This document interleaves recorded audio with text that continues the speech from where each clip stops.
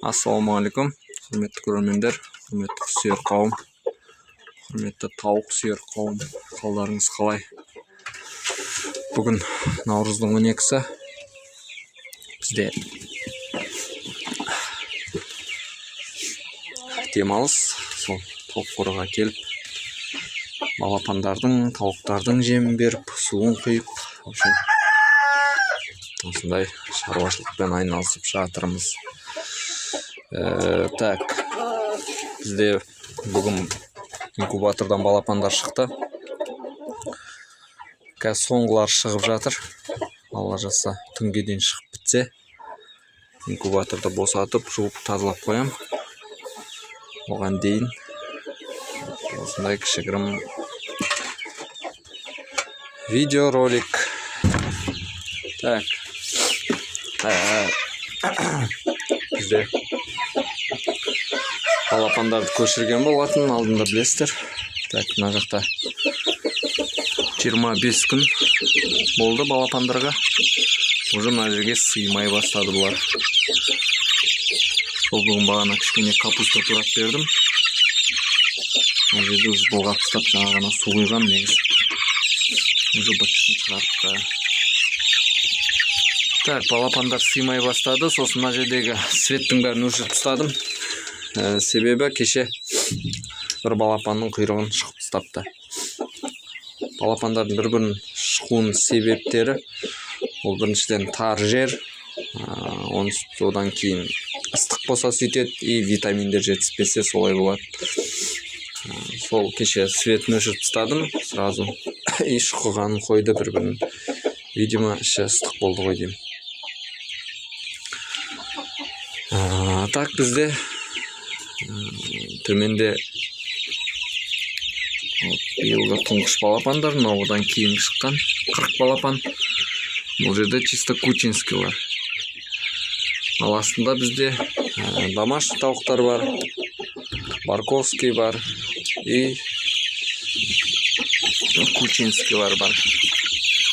Көрініп тұрған шығар, барковскийлар шұбар, ақ, кучинскийлар қызғылт.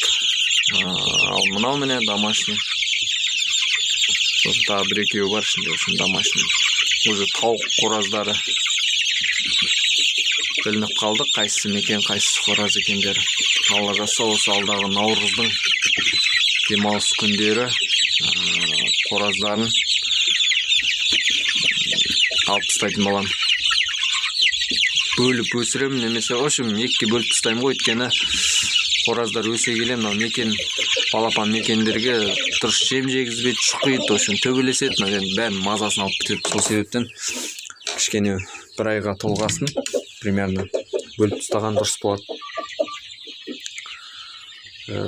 Бізде мына жақта құрық тауық, алла жазса бұл да балапан шығарады скоро.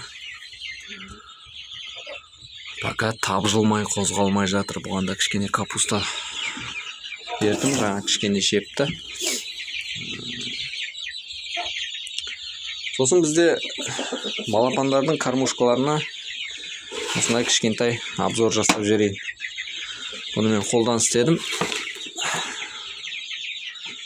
Төбесі осылай ашылып жабылады. Ішінде жем, мынау төменге қарай конус тәрізді, бұлай жем түсіп тұру үшін. Мына жаққа өшім жем түседі, балапандар шұқыған сайын мына жақтағы жемдер түсе береді төменге қарай. Бұл жерде қазір старт тұр, комбикорм старт. Бұл бізде 2 апталық балапандар, жоғары екінші шыққан балапаны, кучинский балапандарға қойдым мынаны. Ол деген өте ыңғайлы, мысалға мына жерге бір 2 килограммдай жем кетеді.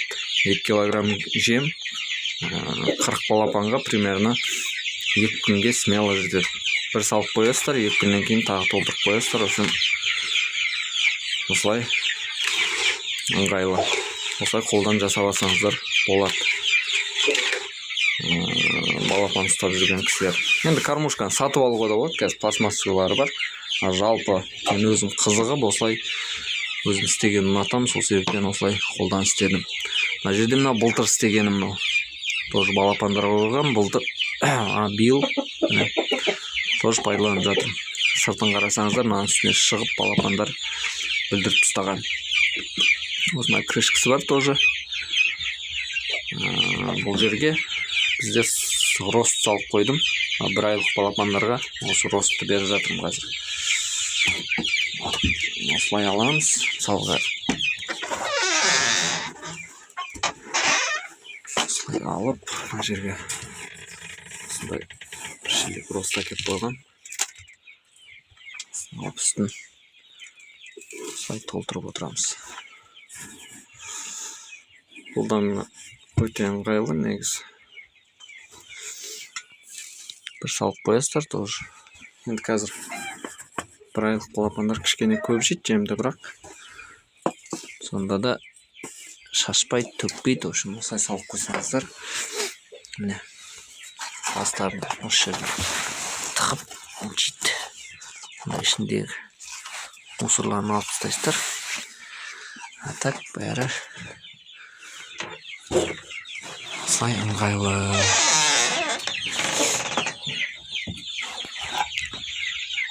Мынау бір гармошка мен. Мына екінші гармошка, мынау үшінші гармошка. Бұл да оны да сол үлкен балапандарға қойғам. Ішіне рост салып қоям тоже. Мына жерге салып қоясыздар, мына жаққа ақырындап түсе бастайды. Осы жерден жеп отырады. Жем шашылмайды, төгілмейді. Төгілсін осылай крышка істеп қойсаңыздар, ішіне бүлдірмейді ғой үшін балапандар. Жалпы осындай мини обзорчик гармошкаларға. Так, қазір жемдерін бәрін толтырып, балапандардың алдына қоям.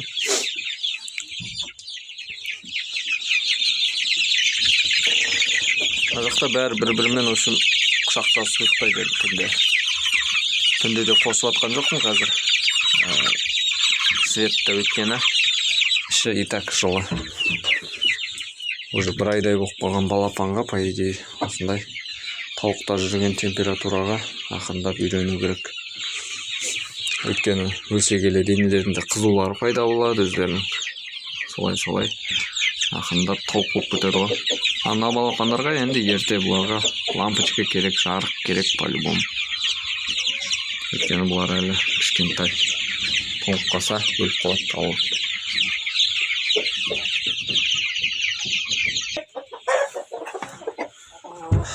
Мына жақта біздің кучинскилар жұмыртқаларын қазір жинап алу керек тоже. Бүгін инкубатордан шықты. Енді мына жұмыртқаның бәрі келесі партияға салып тастайтын боламын. Осы партиядан кейін өзім кішкене тоқтаймын. Өйткені заказдар бар, уже жұмыртқа жинап беру керек кісілерге. Айтпақшы, мына жерге де осындай былтыр істеген, мына бункерный кормушканы тоже осылай қойып қойдым. Міне осының ішінен шығып ақырындап керек жемін жей береді. Зато мына жақтың бәрін шашпайды. Жан-жағын қарасаңыздар тап-таза, ешқандай жем, ештеңе шашылмаған. Чисто мынаған басын тығып, осы жерден жеп отырады бәрі. Тоже осындай бір толтырып қоясыздар. Бір аптаға ма жетіп тұр ғой қазір осы. Қойып қоясыздар. Осылай істеп қойсаңыздар болады тауық қораға. Енді алла жазса, үлкен қора салып жатсам, былтыр сала алмадым, енді биыл салып жатсам, осындай бункерный кормушканың үлкен істем құдай қаласа. Өйткені көп тауық ұстасам, көп жем керек болады. Көп жем салып қою үшін осындай үлкен бункерный кормушка істеу керек. Так, қазір видеоның соңына қарай инкубатордан шыққан балапандарды көрсетем. Жалпы бүгінгі жаңалық осы. Амандықта кездескенше сау саламатты болыңыздар. Еліміз аман жоқ. Тыныш болсын. Бағымдарыңыз, құстарыңыз аман болсын.